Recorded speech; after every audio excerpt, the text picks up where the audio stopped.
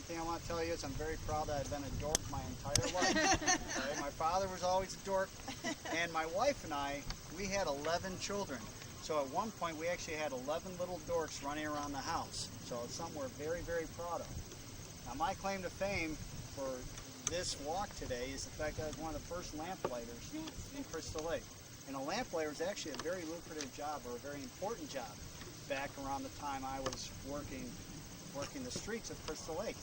Now I was born, as you can see, in 1838. And if you don't mind, I do have some work to do while I'm doing this here. But I was born in 1838 in Prussia, which you now know today is Germany.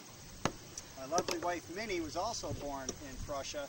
She had come to the United States shortly after I had arrived here. And it was about 3 years after I arrived in the United States that we were married. As I mentioned before, we had 11 children.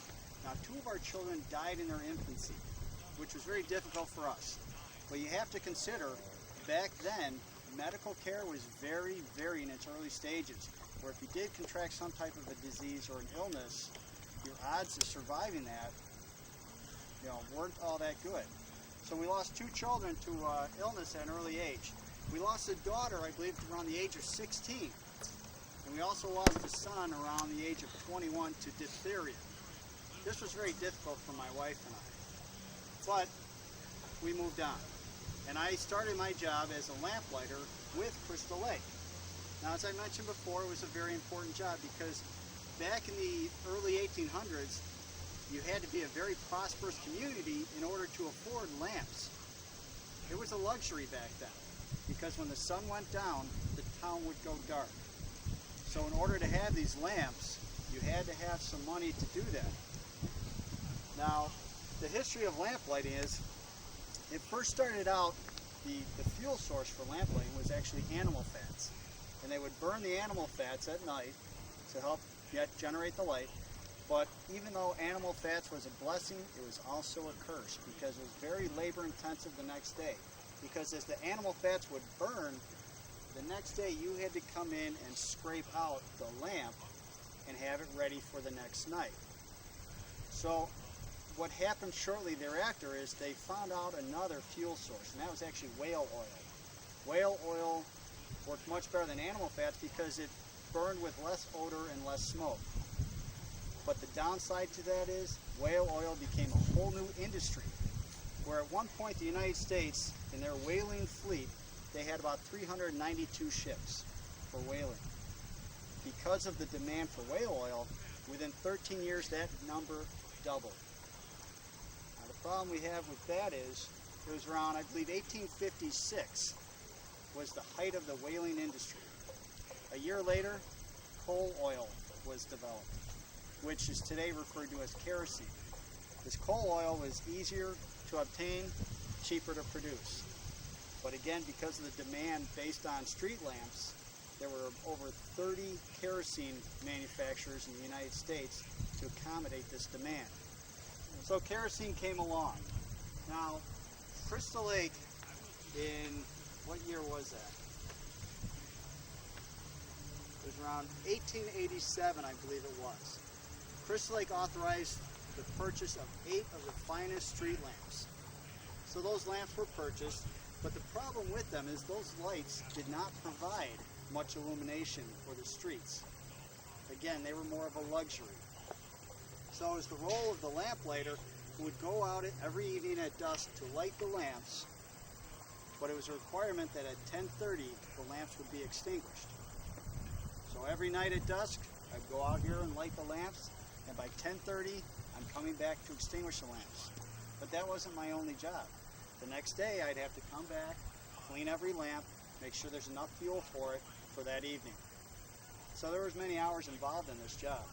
But also at the same time, I was actually considered one of the first police officers for Crystal Lake because as I am out taking care of the lamps, part of my job was to watch the neighborhood, and essentially be a night watchman. So that's basically been my life story. My wife and I are laid at rest together here. My son Eddie is here. I have a daughter who's buried over at Lake Cemetery as well. Does anyone have any questions that I can hopefully answer for you? What was the wages? The wages? I earned about $120 a year. Now, Crystal Lake had bought an additional lamp one year, and as a result of that, they offered me another 35 cents a month for the care and maintenance of that lamp. Yes? How did it happen that the family got separated when at burial? I think the family had separated as far as moved away, and when they passed on, that they were buried out in their respective areas where they were living at that point. I believe the one daughter I have was brought back to Crystal Lake to be buried. Yes? Where's your sister buried? My sister? Yeah. I have no idea. I don't know. If you happen to find her, please let me know. She owes me money. All right. Any other questions? Okay. Keep in mind what the Crystal Lake Historical Society is doing today. They're basically keeping history alive. And if you have a few bucks in your pocket and you can help us to get the soldier back to stand guard over all of us, it'd be greatly appreciated. Otherwise, enjoy your afternoon today, and thanks for coming out. Thank you. Thank you. Very good. Thank you, Mr. Dork, and thank you for welcoming us. You're very welcome. Now, our next grade site will be I told them just how great you were, and now they want to hear from you. Well, thank you. My name is William Pino. I was the first mayor of Crystal Lake, the combined village of Crystal Lake and North Crystal Lake. I was elected in 1913.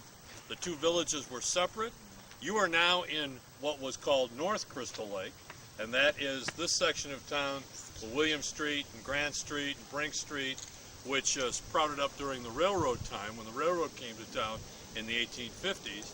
And the original Crystal Lake was the area on the lake by Route 14, Virginia Street. And so those two villages did not merge until 1913. And when they did merge, I was the first mayor of Crystal Lake. And I'll tell you a little bit more about that in just a minute. I was born in Germany in 1857, and you can see my gravestone right there by John Sweat. I was born November 12th, 1857. I'm going to celebrate my 150th birthday in about 8 weeks, and so my wife Frederica and I are thrilled about that. My father was Carl Pino and my mother was Frederica Engel, and both my parents were born in Germany, in the Mecklenburg, Germany area, and we came to Crystal Lake in November of 1873. I was the oldest child of the children that came to America. I had 6 brothers and sisters. And we lived in town for a while, and then my father bought a farm outside of Crystal Lake, and I helped him farm, and we lived out there for 14 years on this farm. I was married in 1878 at the Emmanuel Lutheran Church, the German Lutheran Church in Crystal Lake, and my wife was Frederica Reddersdorf. And Reddersdorf and Pino are both old names in Crystal Lake for those of you who have lived here for a long time. The Reddersdorf name is another old name in Crystal Lake. Frederica and I never had any children. We lived in the Reddersdorf house on McHenry Avenue for the year after we were married. And at that time, McHenry Avenue was a narrow road. It was very narrow, and it connected the two villages of North Crystal Lake, Nunde, and Crystal Lake.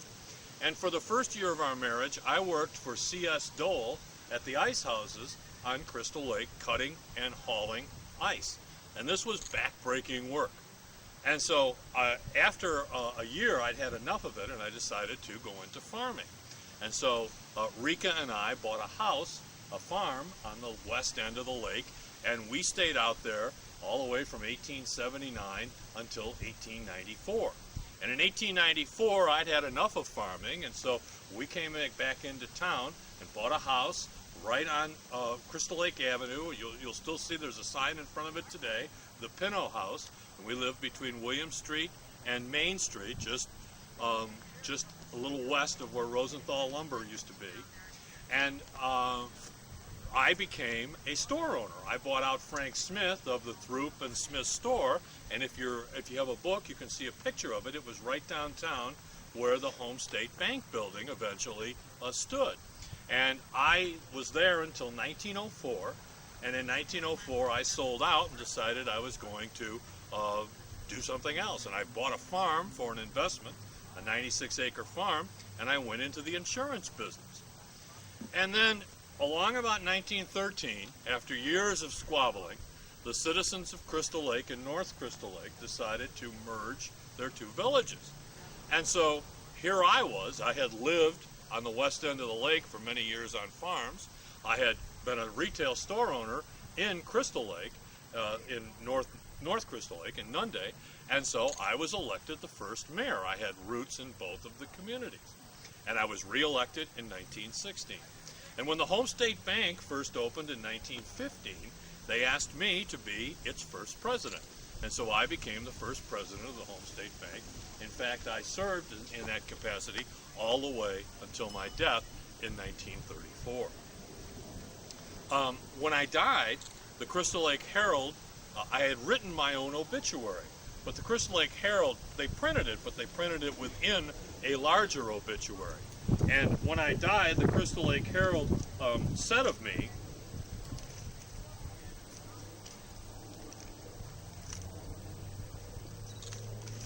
Judge Pinno was known for his honesty. No fair-minded person ever accusing him of being dishonest. Judge Pinno was one of the real builders of the community. Now, I didn't write that, they did. I wrote a psalm from the book of Psalms, and they did put that in my obituary. And I'd like to read that to you today. Nevertheless, I am continually with thee. Thou hast holden me by my right hand. Thou shalt guide me with thy counsel, and afterward receive me to glory. Now you see the gavel here, and you see my robe, and of course Judge Cowlin is over here, near me. I was also a Justice of the Peace in Crystal Lake. And the Justice of the Peace system lasted until about 1970, but I served as a Justice of the Peace hearing small petty cases and small claims court cases. And so I got the name Judge Pinno. And so from the time I began as Justice of the Peace in the 19-teens until I died in 1934, I was known as Judge Pinno. This court is adjourned. Thank you. Thank you.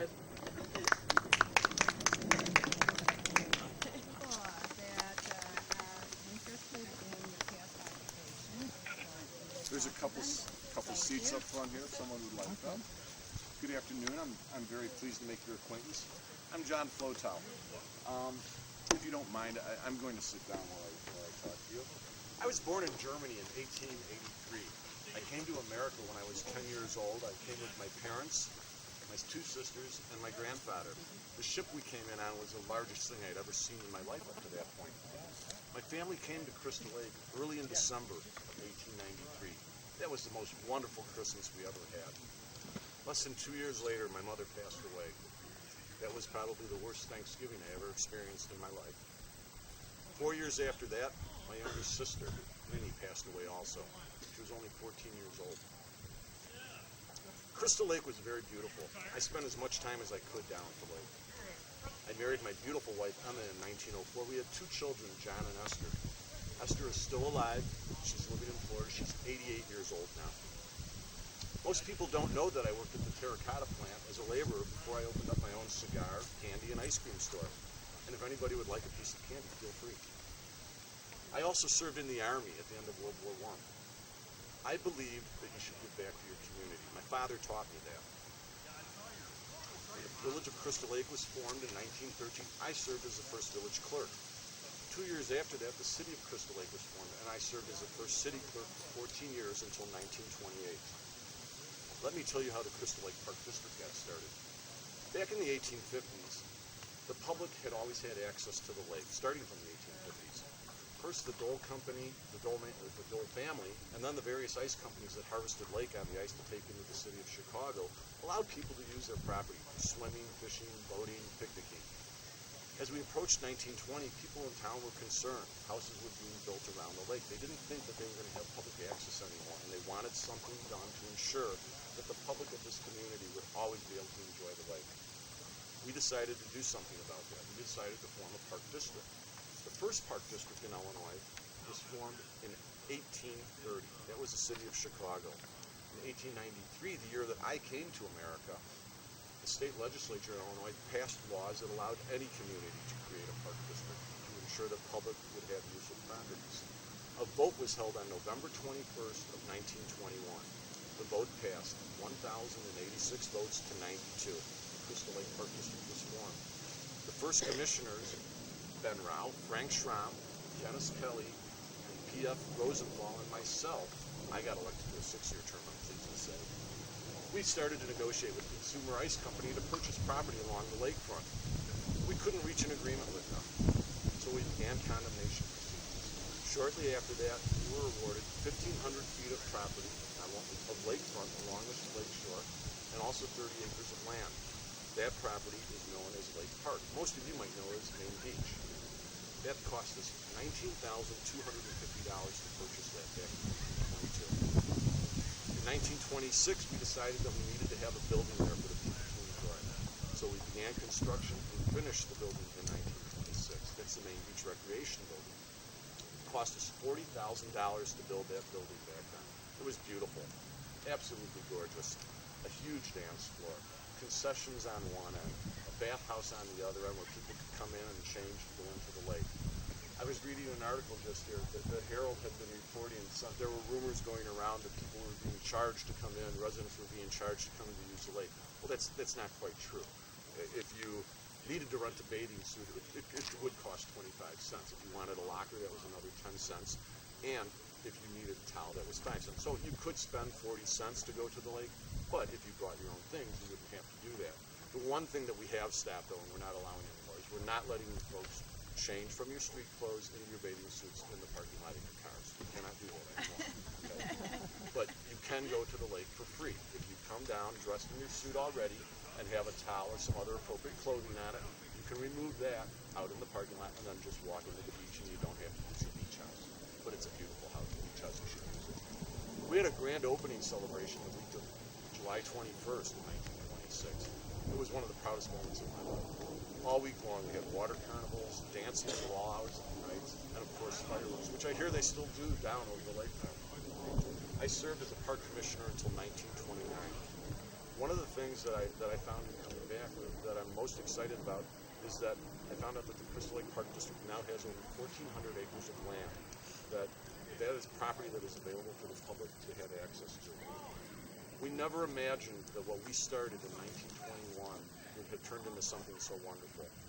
It's gratifying to know that what we thought was so important and we felt so strongly about back then, 86 years ago, that people still believe that is important now. I have a question. Can anyone tell me what's going on with the lake lawsuit? Back in 1912, court proceedings were started, and we thought we settled everything back in 1926 and 1927. But I've heard some rumors that it's still not settled. That's oh well. true. Oh well. My wife Emma and I moved to Florida in 1962. We spent 12 years together enjoying our children and grandchildren. I lost Emma in March of 1974. I joined Emma in eternity November 12, 1977. But my legacy of public service will live on forever. Does anybody have any questions? Thank you very much. Yes, ma'am. From where did you move to Crystal Lake? From Germany. Oh, I was straight born, I was from born in Germany. Germany, Okay. and we came straight over.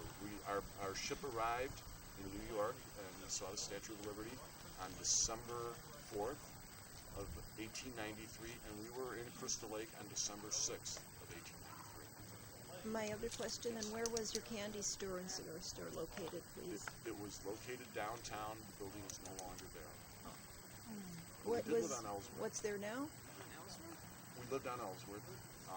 I'm sorry, I don't know what's there now. I didn't have a chance to go downtown. Thank you. Thank you very much. Thank you. Have a great day. You too. People that would like to hear about your adventures in politics. Oh, well, it's very interesting that you might be calling them adventures. Good afternoon, everyone. Thank you for coming out today. Appreciate it. As the nice young lady told you, my name is Henry Brudigam, and I was born in Germany, 1856, and in 1882, I married my Liebchen, Augusta, April 10th, I believe it was, if my memory serves me correct. and we left right away to come to the New Americas. Took a boat here, arrived, and came directly to Crystal Lake. Settled down, decided to raise a family here, thought this was a wonderful place, found a wonderful church, Emmanuel Lutheran Church, became very good members of the church, very involved in the church, and we decided it would be a wonderful place to raise 4 children. We had a son, William, followed by another son, Paul, and then 2 daughters, Emma and Meta. Now, I was a blacksmith in Germany for 8 years, and I thought it might be a good business to start here in America, a new land for all of us immigrants at that time. I found a location on Railroad Street in Crystal Lake that I thought I would open up a blacksmith shop. I opened it up, it seemed to be doing quite well. Found a better location across the street on Woodstock Street. We were there for many years, and I'm told now there's a butcher shop on that location. And there's a couple of other businesses right over there that people might know of, a pizza parlor, whatever that is, and a furniture store. So now you know the location of my blacksmith shop. In our blacksmith shop, we did many things, different odds and ends of metal work, mostly wagon wheels and horseshoes. Those were the big things in those days. Those were the things that always had broke. These are some of my tools, just smaller things that I could bring with. I obviously couldn't haul my big anvil here or any of the other things, but just a few things, a torch that we did small work with, a hammer, and then a bellows to keep the fires going so that we could work the metal. Now, as I said, we were very involved in the church at that time, but I also decided to get involved in local politics. So I became a trustee of the original Crystal Lake. And then when that merged with Nunde to become the city of Crystal Lake, I became one of the first aldermen in the area.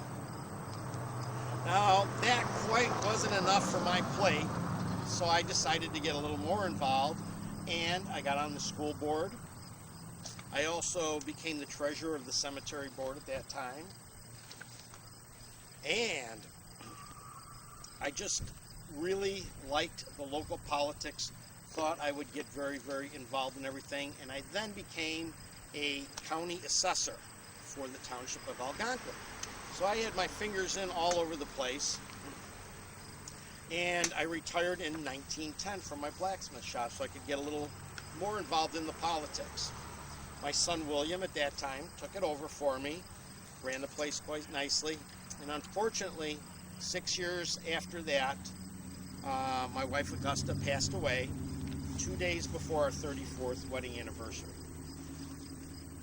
I went on, got more involved in the church, and then in April 1927, I went to church like any other day, although I was having some dizzy spells that day.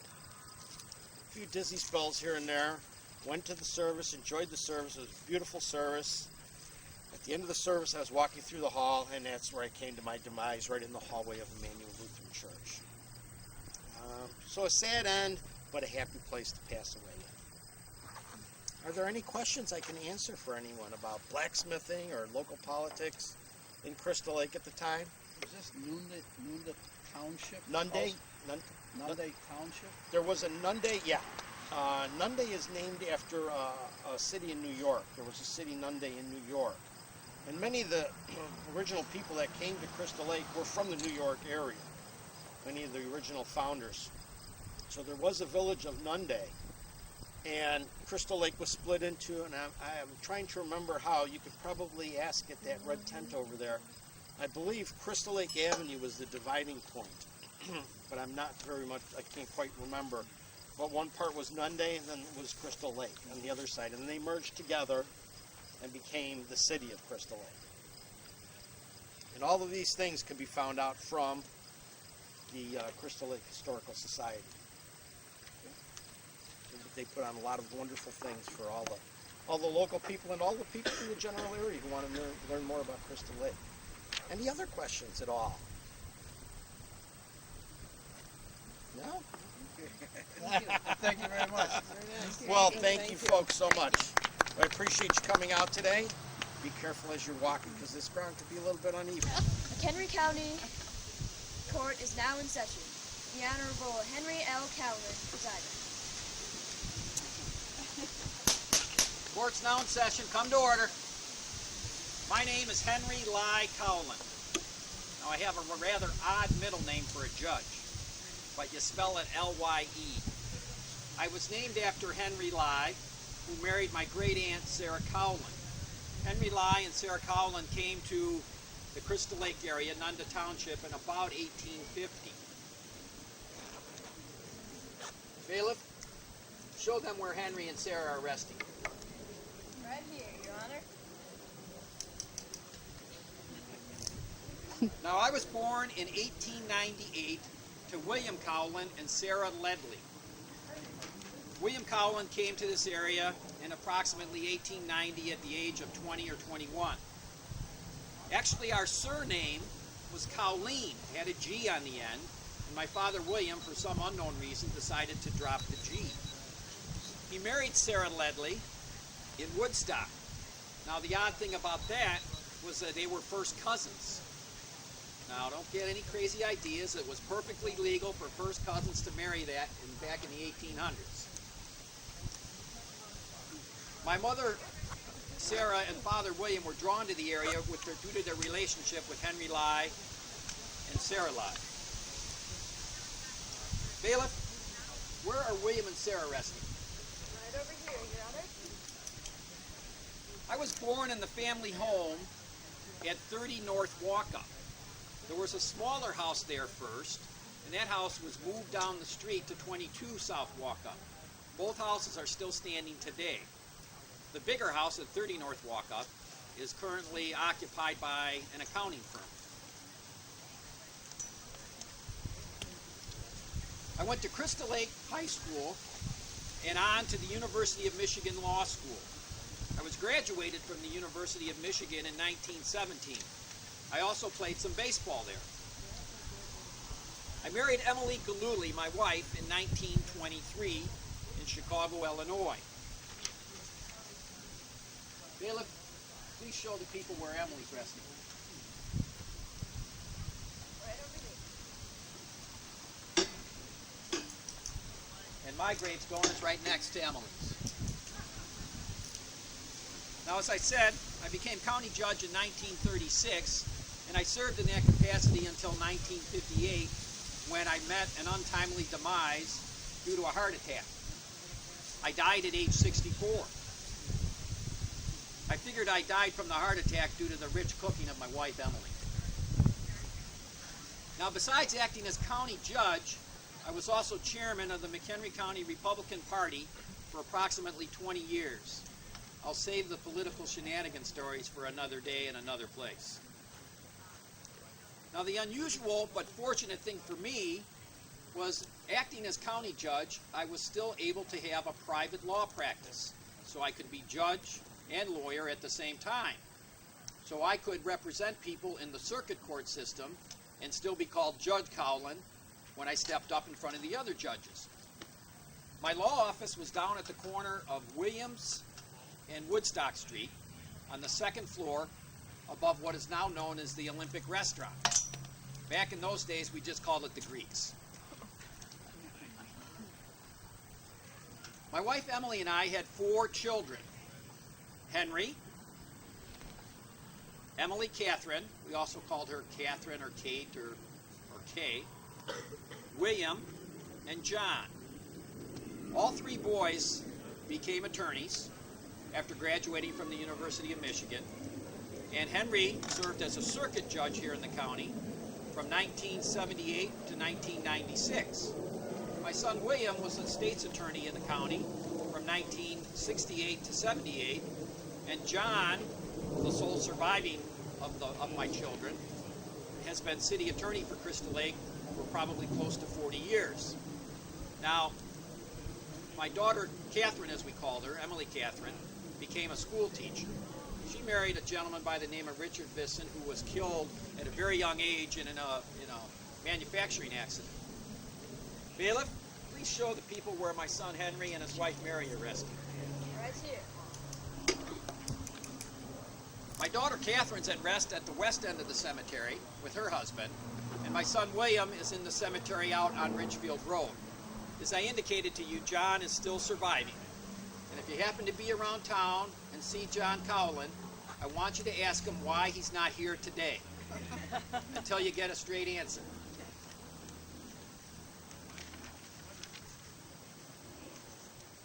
Now,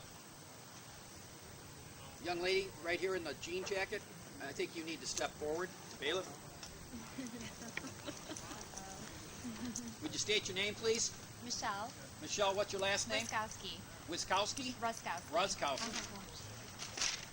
Here it is, Ruskowski. Uh-oh. We have a warrant outstanding for your arrest, Miss Ruskowski.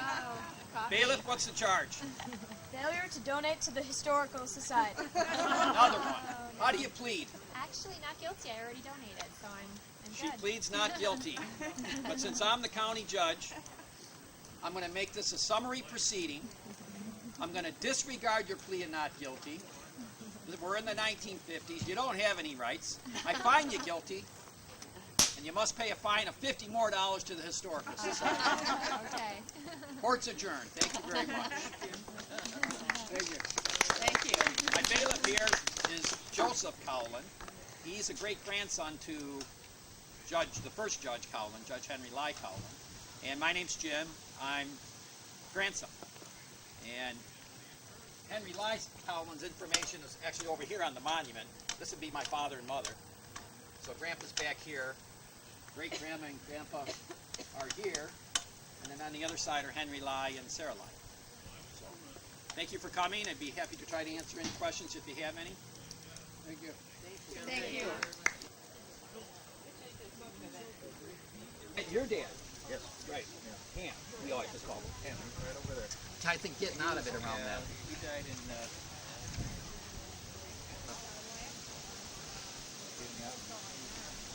All about you. Thank you. Thank you very much. Hi. Lorenzo Lowell. Nice to meet you. I'm so Thanks for happy you visiting. could How be you here doing? today. Thank My you wife, for joining Mary. us. Thank you very much for coming and visiting us today.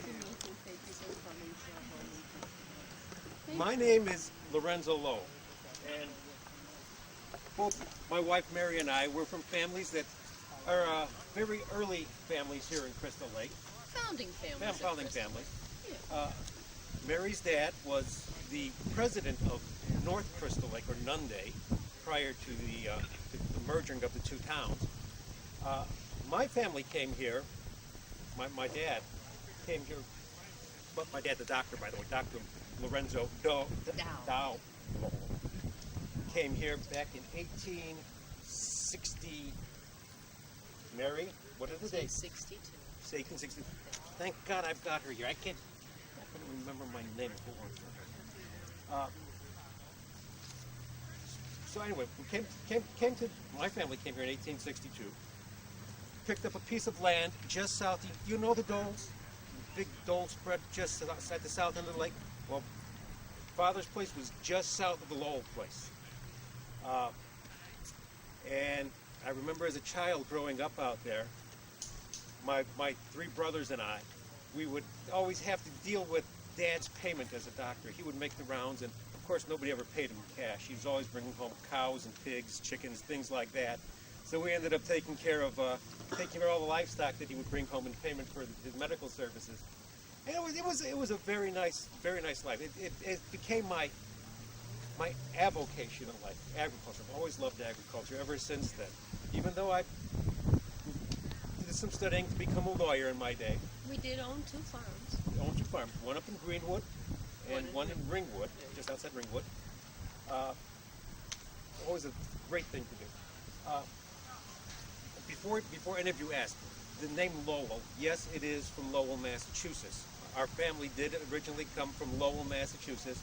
Of course, that was after they came from Newbury, Massachusetts, where we arrived in 1639. 1639. Your Great Percival Lowell. family moved from Lowell, came to Sharon, Wisconsin, just north and west of Harvard. You're familiar with Harvard, Illinois, right up the road here.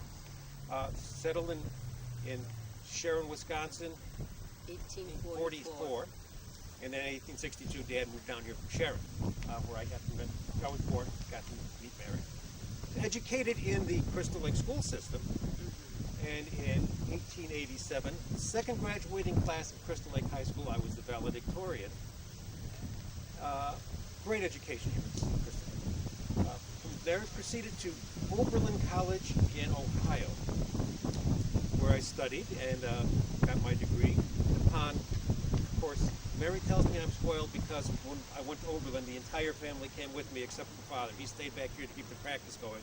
But my mother, my brothers, and my sister all came to Oberlin with me while I studied at school. It was very special, even back Yes, then. that's right. Came back to this area after I graduated, and studied with Judge Charles Donnelly up in Woodstock, where I studied for the bar and was admitted to the bar. And shortly thereafter, 1893, and then married my dear Mary here Yes. in November of that year. Yes. Shortly thereafter, 1900 to 1908, I was elected as the state's attorney for McHenry County, and it was very interesting times. I'm most proud of the fact that during that time there was a heinous crime committed up here that I had a strong hand in making You sure. were directly involved. Wanted to make sure that justice was served. There was a fellow named Earl Ellsworth, was accused of murdering his mother, his father, and a visitor by the name of Anderson. Of course, he refused to admit any complicity in this. Totally denied it. Well, after a year's worth of digging and at my own expense hiring a Pinkerton detective, this detective lured Mr. Ellsworth into his confidence, brought him down to a room in a warehouse in Chicago, and while these two nefarious characters were carrying on about their misdeeds in past life, Ellsworth openly admitted to the murder of his parents and Mr. Anderson. Well, it just so happens that I happened to be secreted away in that room with an associate of mine, and our testimony saw to it that this villain was punished for his misdeeds.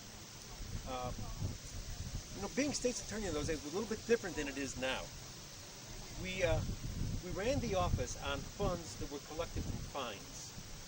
And I'm proud to say that not only did we raise enough in fines to fund the office properly, but thousands upon thousands of dollars were in excess and filled the coffers of the school districts throughout the county in those years. So that's one of those things. You also run the Crystal Lake School Board. That's true. You're very interested in helping people. Believed in service for the community. The community's always been good to us, and it's our obligation to serve back. So yes, 10 years on the Crystal Lake School Board, and I spent 35 years as the city attorney for Crystal Lake. Your office was right there down the street at 83 Woodstock. Woodstock Street, yes.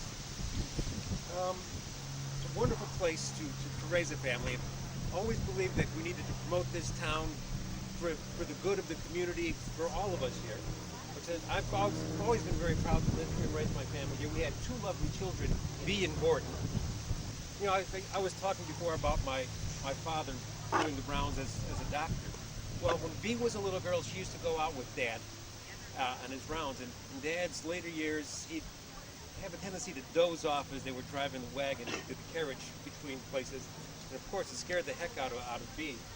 But thank goodness the old horse Billy always got him home every day, every time they went out. I've got to brag on Mary here. Isn't this the most lovely portrait of a flower you've ever seen? My dear wife painted this. Thank you. I think she's the most talented artist I've ever seen. Well, you're embarrassed. Well, this one especially. I think it's just lovely. She painted this for our good neighbors, the Rouse. We live right across from the Rouse. We had a Beautiful house Victorian right up here on home. 5 corners, Crystal Lake and Walker. Yes. And Oh, the house was just beautiful. It was a showplace in its day. We stained glass. It was an old Victorian home that was painted light yellow and dark green at the top. And we had stained glass windows and marble fireplace and marble countertops in the bathroom.